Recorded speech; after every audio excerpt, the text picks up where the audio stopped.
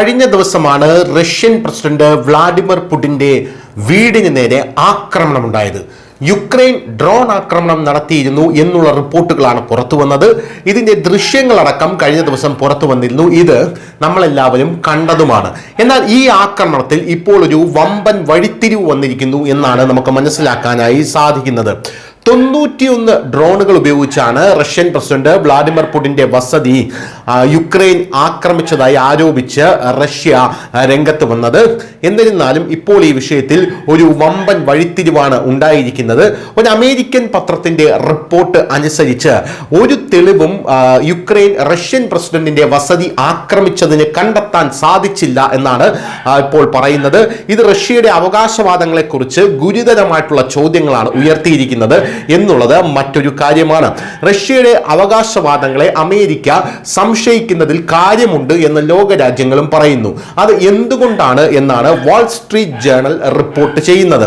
പുടിനോ അദ്ദേഹത്തിന്റെ ഏതെങ്കിലും വീടുകളോ ലക്ഷ്യമിട്ടത് അമേരിക്കൻ സുരക്ഷാ ഉദ്യോഗസ്ഥർക്ക് ഒരു തെളിവും ലഭിച്ചിട്ടില്ല.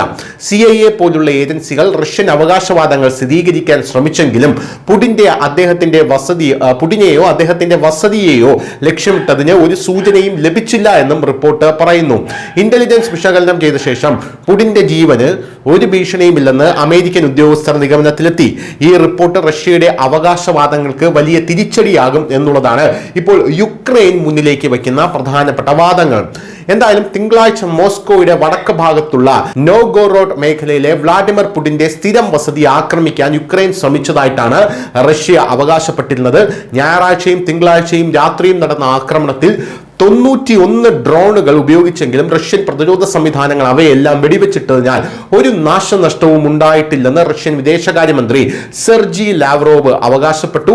ഉചിതമായ സമയത്ത് ആക്രമണത്തിന് മറുപടി നൽകാനുള്ള അവകാശം തങ്ങൾക്കുണ്ടെന്ന് റഷ്യ മുന്നറിയിപ്പ് നൽകി. അതേസമയം റഷ്യയുടെ ഈ മുന്നറിയിപ്പ് മുന്നിൽ കണ്ടുകൊണ്ട് വലിയ രീതിയിലുള്ള പ്രതിരോധം തീർക്കാൻ ഒരുങ്ങുകയാണ് യുക്രൈൻ. യുക്രൈൻ മാത്രമല്ല പ്രതിരോധം തീർക്കാൻ ഒരുങ്ങുന്നത്. യുക്രൈന് പുറമെ പല യൂറോപ്യൻ രാജ്യങ്ങളും നാറ്റോ രാജ്യങ്ങളും പ്രതിരോധം തീർക്കുന്നു എന്നുള്ളതും മറ്റൊരു പ്രധാനപ്പെട്ട കാര്യമാണ്. അതേസമയം തങ്ങളുടെ വസതി ആക്രമിച്ചു എന്ന് പറഞ്ഞ് നാറ്റോ രാജ്യങ്ങൾക്ക് നേരെ ആക്രമണം അഴിച്ചുവിടാനുള്ള റഷ്യയുടെ പുതിയ തന്ത്രമാണോ ഇത് എന്നുള്ളതാണ് അമേരിക്കയുടെ പ്രധാനപ്പെട്ട മറ്റൊരു സംശയം എന്ന് പറയുന്നത്. എന്ത് തന്നെയായിരുന്നാലും റഷ്യൻ പ്രസിഡന്റിന്റെ വസതി ആക്രമിക്കപ്പെട്ടതിന്റെ ദൃശ്യങ്ങളടക്കം പുറത്തു വന്ന ഈ സാഹചര്യത്തിൽ അമേരിക്കയടക്കം ഇതിന് യാതൊരുവിധ തെളിവുമില്ല എന്ന് പറഞ്ഞ് രംഗത്തെത്തിയിട്ടുണ്ടെങ്കിലും റഷ്യ തങ്ങളുടെ വാദത്തിൽ ഉറച്ച് മുന്നോട്ട് തന്നെ പോവുകയാണ്. News desk India Malayalam.